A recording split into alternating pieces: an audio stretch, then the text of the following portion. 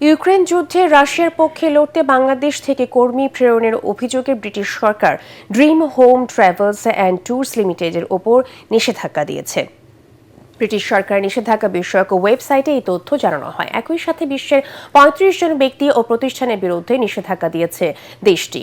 এর মাধ্যমে এই প্রথম কোনো বাংলাদেশি মালিকানাধীন প্রতিষ্ঠানের ওপর নিষেধাজ্ঞা দিল যুক্তরাজ্য।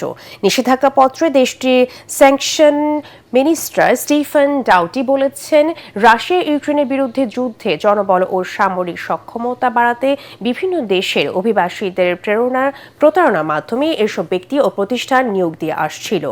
যুদ্ধক্ষেত্র সহ তাদের পাঠানো হতো অস্ত্র ও ড্রোন কারখানায়। মানব পাচার চক্র ভাঙতে নিষেধাজ্ঞা কার্যকর করা হয়েছে বলে উল্লেখ করেছে স্টিফেন।